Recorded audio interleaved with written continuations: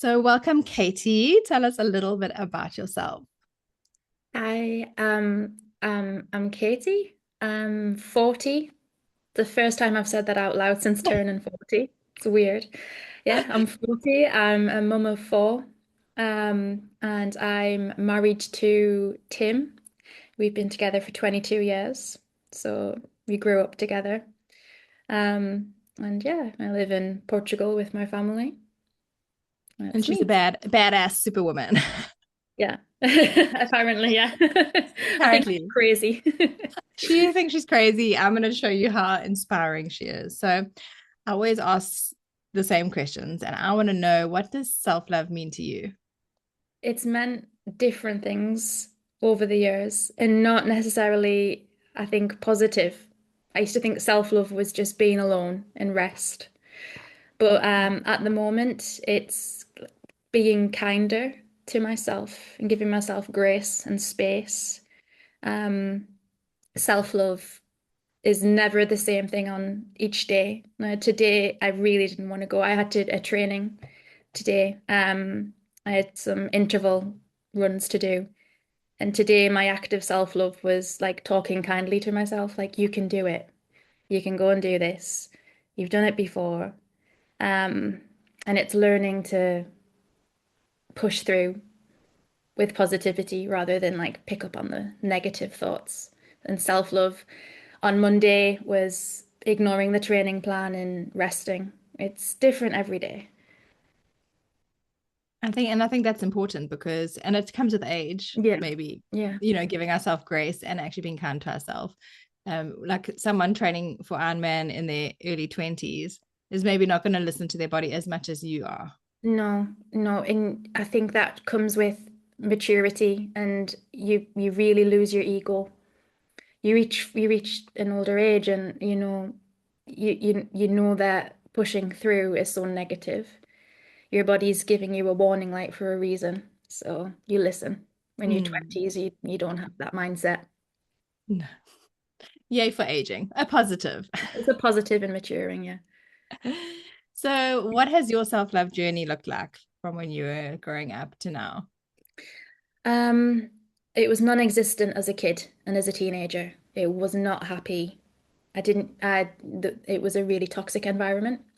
I kind of landed on my feet when I met my husband, and self-love started when I met a normal family and I saw more positive ways to live. I came from a really toxic, abusive household. I didn't see my parents give themselves self-love. They abused alcohol. Oh, they were both alcoholics, manic depressives. So that was non-existent. Um, and then when I came to see what a healthy, functional family looks like, I think that was my first so witnessing. And it seemed like a luxury, like, oh, they're doing this for themselves. They have hobbies, like they read. They where when you come from like basically living in like a constant stressful, almost like living in a house on fire, and you come into a calm place. So self-love probably started in my early 20s and it was running. It was physical movement, it was activity. Um, and since then I've discovered that those who have gone through trauma, the repetition of running and activity plays a big part in th your therapy. I've had therapy as well. Um, but regularly running became my first act of self-love. My first race was a Santa run, dressed as Father Christmas. Um, and then it has had to change because we started a family and it was boom, boom, boom, one kid after the next. They've got the same age gap. Um, for me, self-love has always been about movement, stretches, yoga, walking with the pushchair. And I think it's just about being, for me, quiet in movement, and it helps me process things in a rhythm. And I get that link to the trauma, and it's a pattern of behavior that helps you cope. But self-love has always been some kind of not always intense. I did do a little bit of sort of swimming, well, not swimming, but aqua, like aqua Yeah, like aerobic. aerobics. Yeah, Yeah. with the weights in the water. Um, but it's always been around movement. It's my version of self-love. I've never been able to get that same calmness and clarity from picking up a book or running a bath, or it's always been moving my body. I love that because I think a lot of people struggle with that side of it, Mm. enjoying movement. And I've been a personal trainer and been sporty my whole life. So I'm like you, like I love exercising and doing things. And so many people be like, it's so easy for you. And yes, because I enjoy it, but I also know why I'm doing it Mhm. and all the benefits. And that helps you when you switch your mindset to something positive.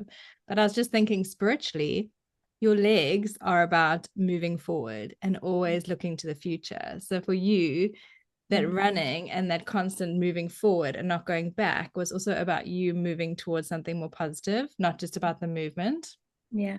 And it's such a, it's not always about going for pace, and that comes with maturity, but it's about being in like a flow, and your brain goes into like a flow state.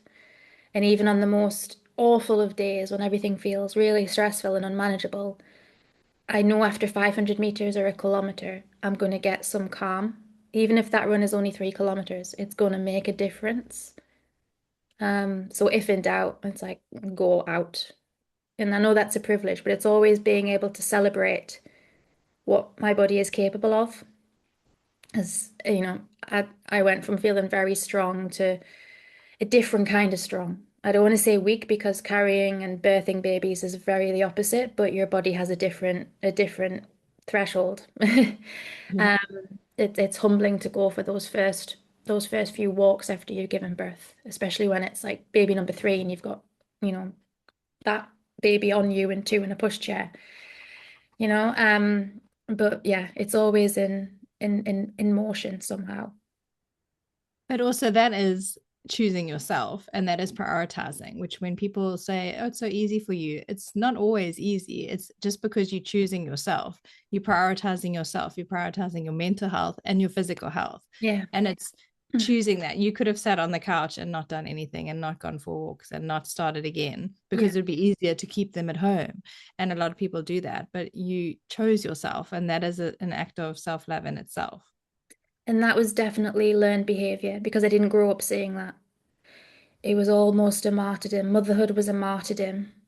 Um, I think the positive outlook came from my husband and his family, and that's people making space for themselves. And it's not selfish. It's important because you need to be the best version of yourself to show up for your kids.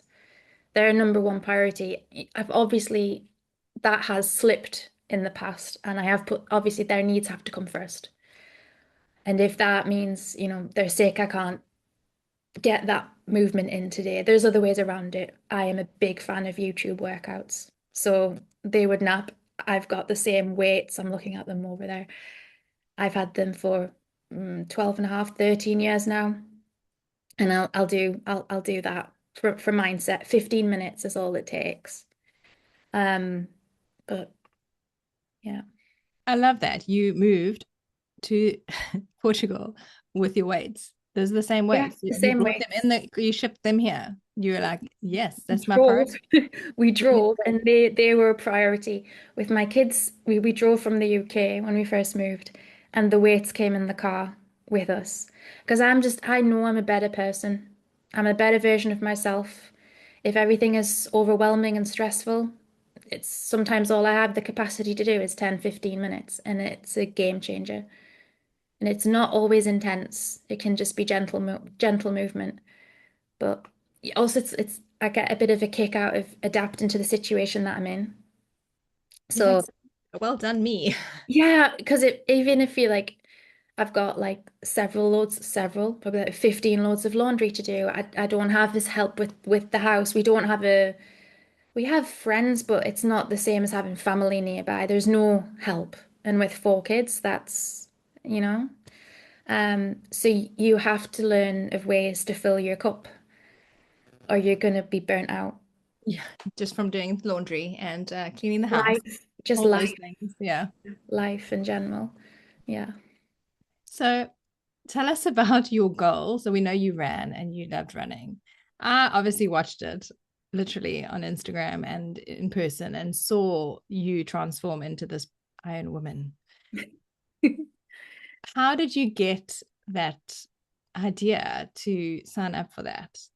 What, have you always wanted to do it? No, but my husband did, and I thought he was mad.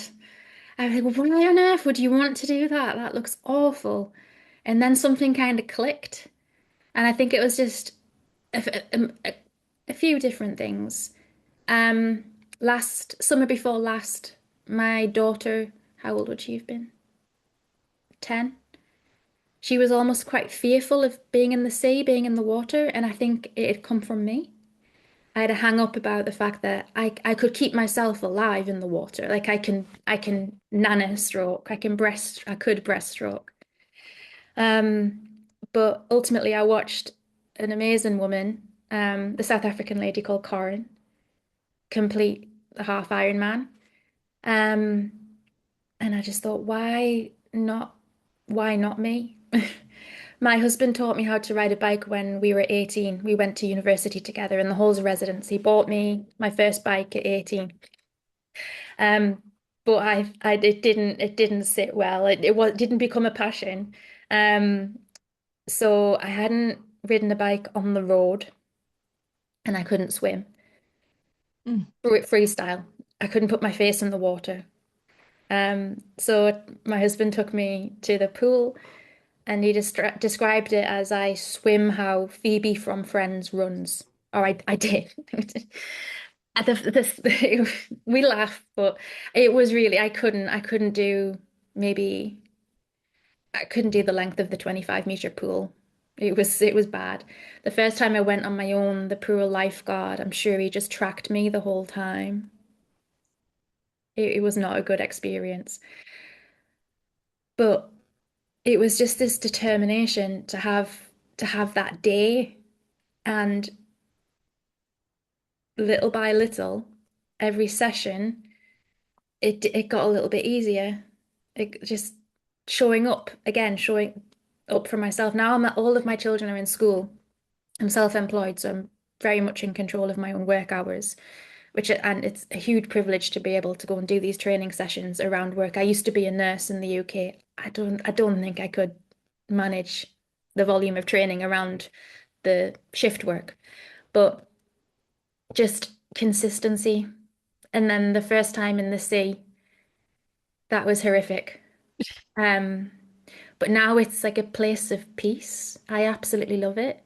And it became then not just about, being able to say that I've done a half Ironman. It became about, you can learn to do hard things and then they can be such an integral part of what brings you joy. Mm. Because swimming is wonderful.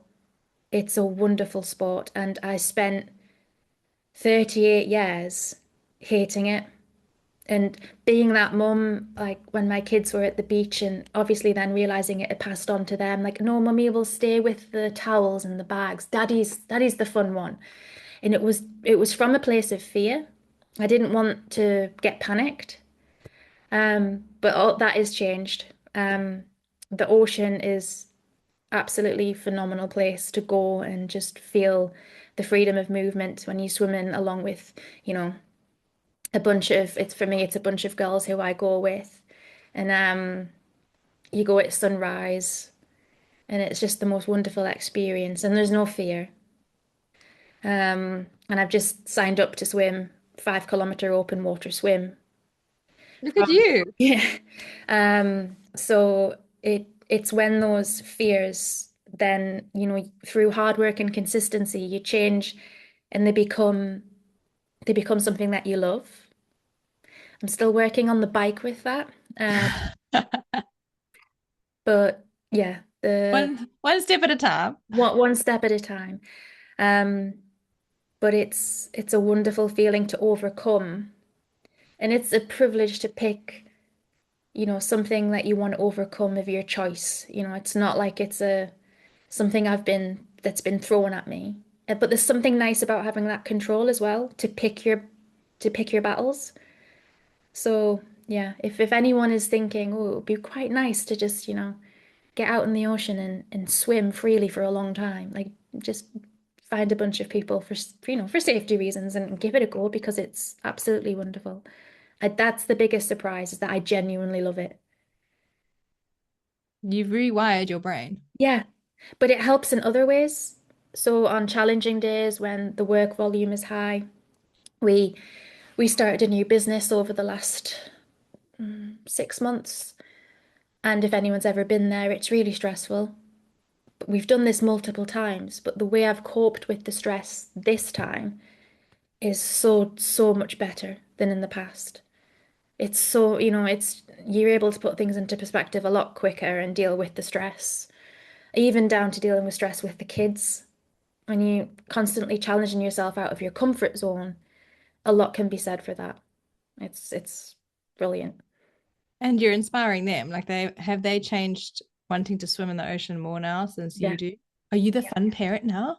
I am the fun parent now. Yeah.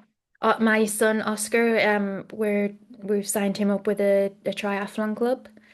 And he wants to swim in the sea. We play in the sea, but he wants to go with the goggles and Yes. swim in the ocean. And that's a big like amazing moment from it. And my daughters run freely into the sea. They don't mention any anxieties or hang-ups. And they're great on their bikes outside as well. Um, and before I was always an anxious mess. Like, there's going to be an accident, something terrible is going to happen. But it's it's a wonderful position to be in now. But that's because you were living in stress, you fight or flight your whole life. So you Yeah. were literally running on adrenaline. Instead of running, you were just running on adrenaline. And in woo-woo terms, we spoke about this when there was an incident with you that your root chakra is completely out. So you Yeah. weren't feeling safe in the environment. So like you were never feeling safe in your environment. And then it almost like transferred to your body and any environment, because you were worried about something happening because you didn't feel safe and you were running on adrenaline. So Yeah. now because you could calm that within yourself Hmm. and flip that into something else and something positive, that's Yeah. good to them. How beautiful is that? Also, them knowing that, getting stressed out in a situation is not going to improve the outcome, but staying calm, a lot of that has to happen when you're swimming in the ocean or when you're in a we cycled here in Serra da Estrela in Portugal up to somewhere called Torre, which is the highest point in mainland Portugal. So I think we on that day we climbed about 2,400 meters, just going Yeah. up, up. And there was headwind, and it was, there were like happy tears, there were sad tears, but pushing through. I had a choice. I could have stopped. We had a car behind us that we could have put the bikes in and we could have driven back down. But it's moving through something when you have a choice to leave it. It's just about accomplishing something for yourself, but realizing that if I stay calm in this moment and sit with these feelings, and then you realize that nothing actually catastrophic happens, your brain gives out before your body. It's psychological. And with endurance sport, that's been a huge payoff, is learning that the power of your mind is way, way stronger than you realize. We have so much more mental potential than we give ourselves credit for. Um, but that's definitely passing on. I'm managing to pass that on to my kids. It's Which amazing. From that, do you have a mantra in your head when races or runs get tough? Do you run the have mile. something that Yep, you I'm going to get repeat it, in your head? getting it tattooed as soon as I have a gap in training because you're not allowed to swim when you get a new tattoo. It's run the mile you're in. Oh, I love that. Run the mile you're in. You can't worry about the next mile. You can only deal with what you've got right now. And it's something that, um, if something's happening with the kids that's stressful or work, it's just deal with the now because it's a snowball. And that is a big lesson from endurance sports.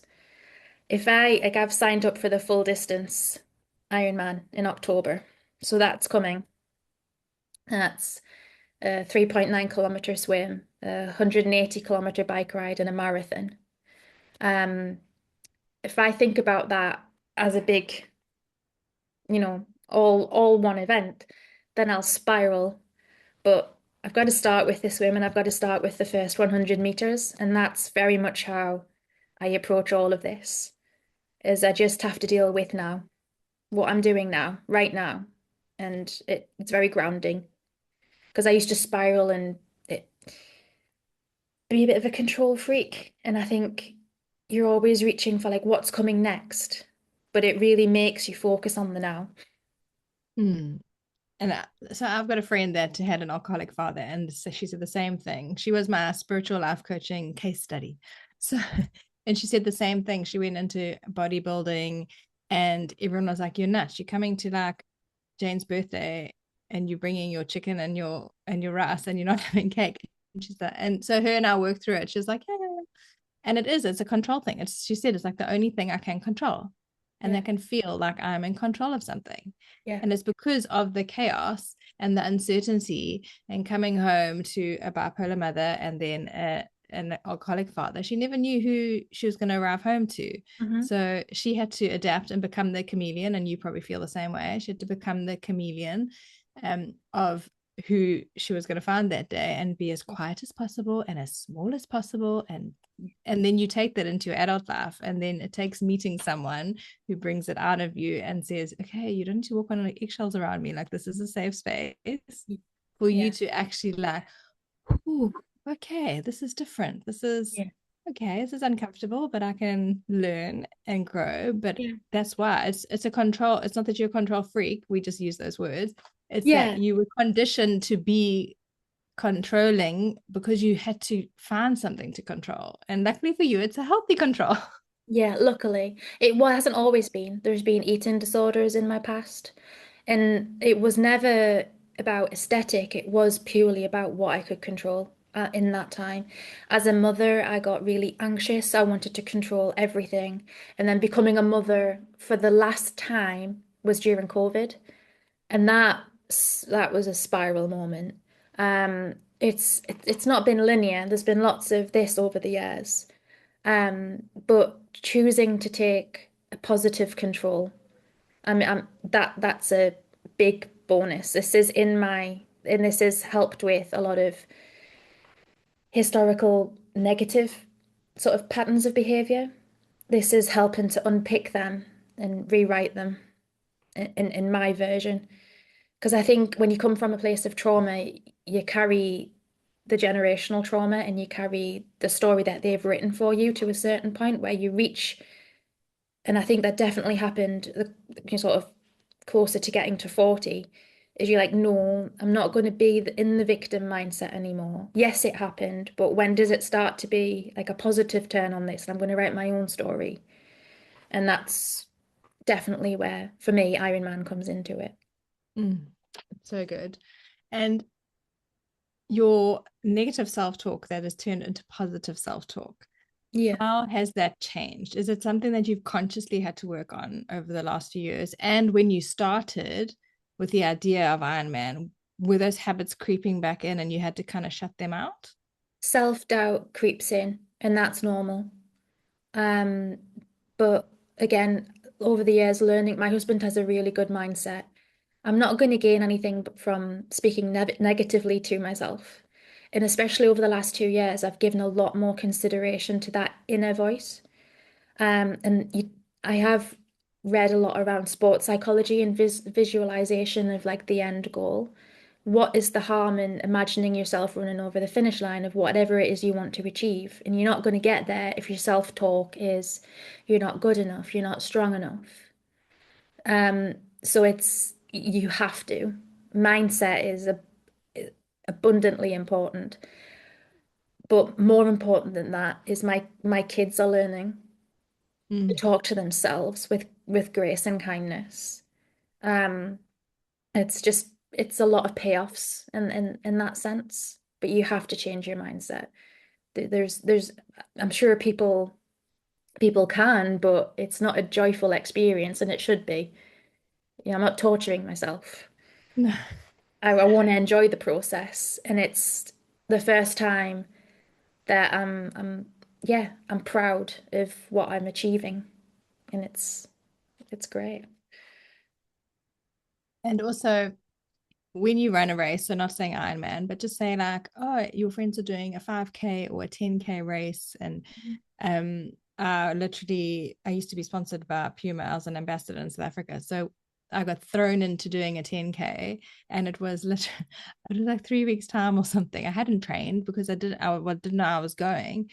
And it is mindset, because you can do short distances if you Yeah, have the right mindset, even if you haven't trained for it, because it is all in your mind. I was like, I'm just going to keep running. I'm going to run. I'm going to try get, and I tried and I ran six. I don't know how. I think because I was gym fit as well, that slightly helped. But yeah, I was just like, just need to get to six, because then I'm more than halfway, and then the mm, last four I can walk. And yeah, so I got to that yeah, stage, and then I'm like, and then you can walk. And so it is all about your mindset when it comes to life or small distances or whatever. It carries you the furthest distance. It carries you more than the training. Not Ironman, let's not go crazy. yeah, But in so many things in life, your mindset is like 80% of the battle won, because, like you said, it gives up first. So most yeah, of those people that give up in marathons is probably not because it's not because their bodies are failing them. It's that their mind has now said, okay, I've had enough now. Like, I actually can't get there. yeah. Obviously, some people it is physical, but Yeah, I it's think a lot of physically. It's definitely the case where, and it's it's just saying to yourself like you can do this. Yes, it's meant to hurt. You yeah. know, I recently I got a PB. I never thought I would get a PB in a half marathon like when I'm 40, but I did. And it really does help as well having a community around you that believe in you, because I that is a huge change in my life over the last couple of years. And I've got a coach, a female coach who really strongly believes as well. So she had set the pace for that. And I would never, like, this is crazy, Vanessa. What? But as much as having your own self-belief, when you're in a community that nurtures that self-belief, and it's not performative, it's it's genuine. Listen, like the friends that message, you're stressed, but I believe in you. You've put the hours in, you can do this.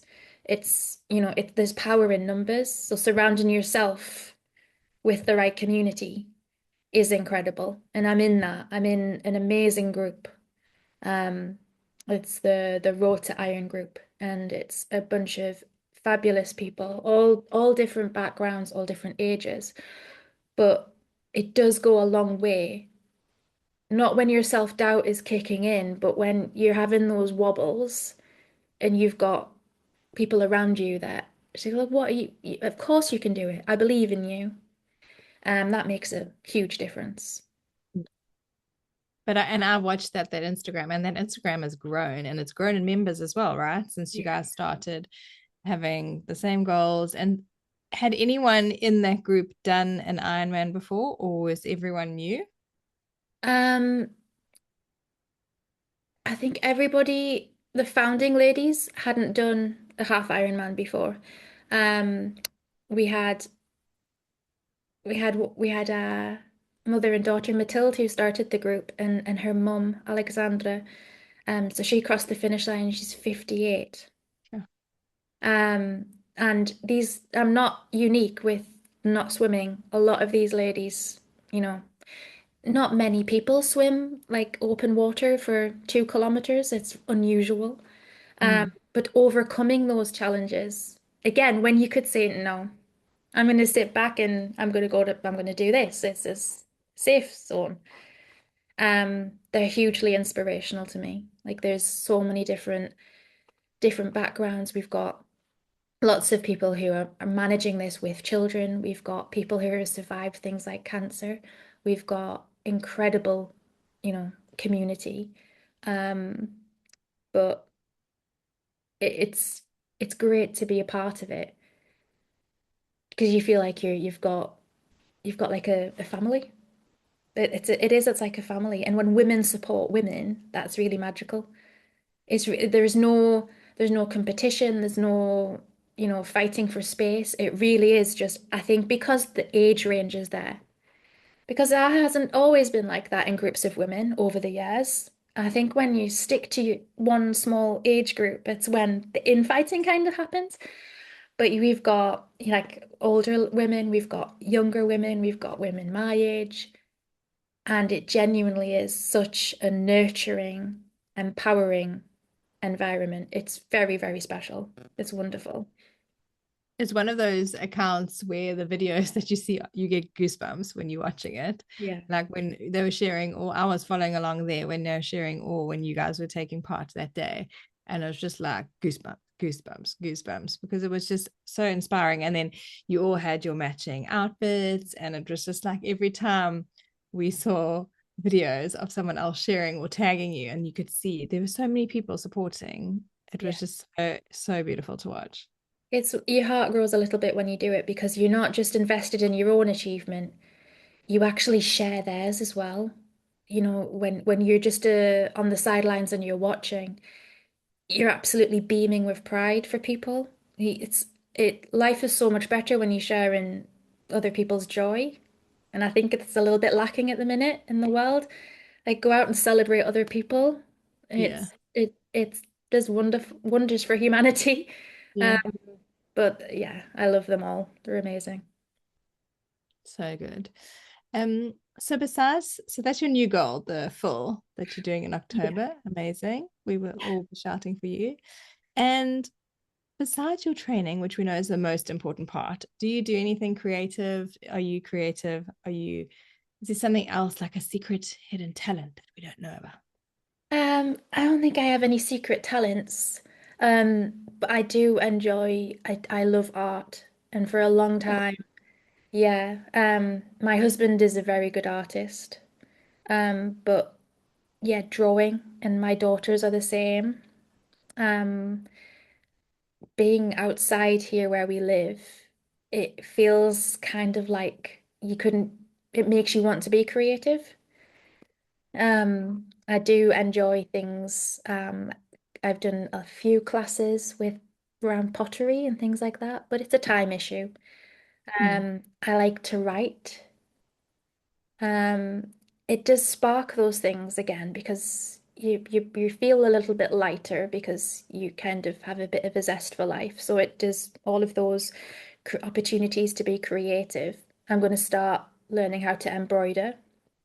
Ooh, And my girls are crochet mad, but I don't have the buzz for crochet, but I would like to quite fancy making my jeans a little bit like 1990s style and embroideries on the cards.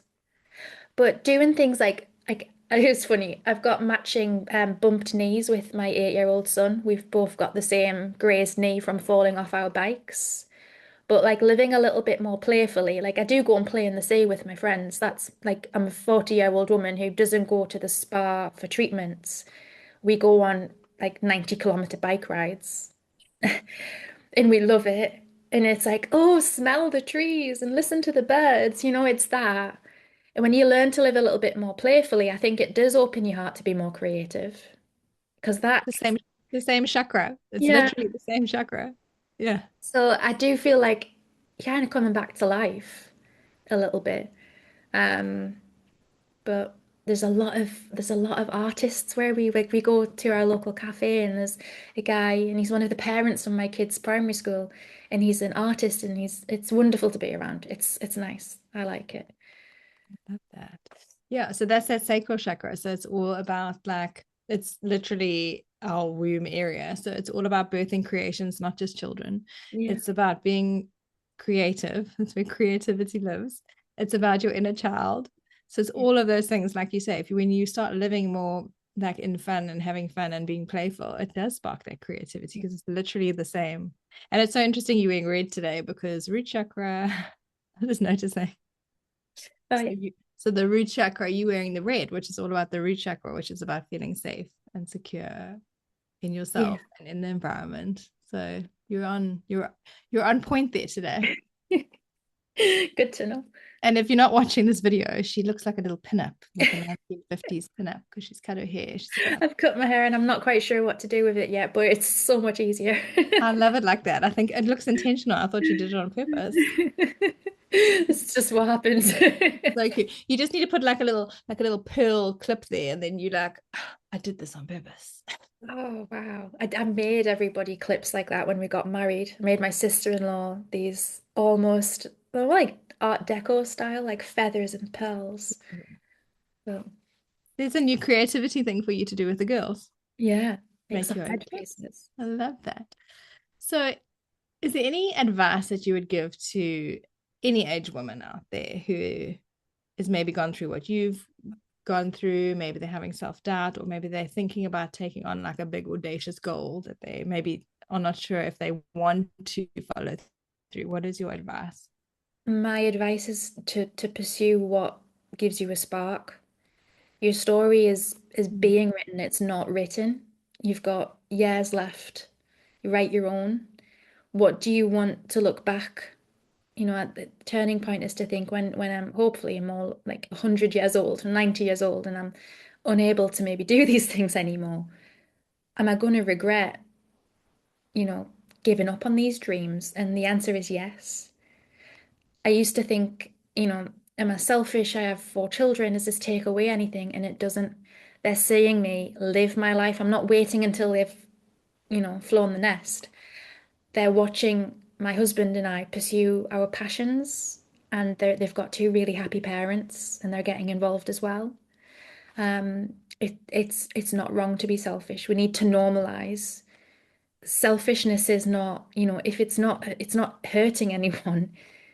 If it's giving you spark and it's filling your heart with joy, then pursue it and take it each day at a time. If it's a big goal, I can only kind of give you sort of my feedback from endurance sports or running. These things take time, but enjoy the process. Find the path to your goal that you enjoy. Not everybody is going to enjoy what I do, which is, you know, 15-hour training weeks. Not everybody is going to like that, but not everybody's end goal requires that. But there will be a route to that. And you just got to find what works for you and don't play the comparison game. It's the thief of all joy, but just pursue what gives you a spark. That's my advice. I love that. Whatever sparks joy. Yeah. Catie, you are just such a breath of fresh air. I just love, I'm like so grounded being around you. I'm just like floating here. You're such a good speaker. Please write more. You need to start writing more, and you need to narrate it. You need to write stuff and your voice. We want to hear your voice. You have the best voice. I just I'm such a millennial. I can't even leave a voice note. I just, I don't know. I'm getting there. I've practiced sending some to my husband, but I'm like, oh, just oh my I've god, got younger friends and they love a voice note. I'm older than you, and but I'm a Leo, so maybe that's why I'm like used to Yeah. performing inverted commas. So I'm like, I love a voice note. You can practice Yeah. on me because I love your voice. So Oh, practice good. anytime. I just love hearing it. It's like a meditation for me. Thank you.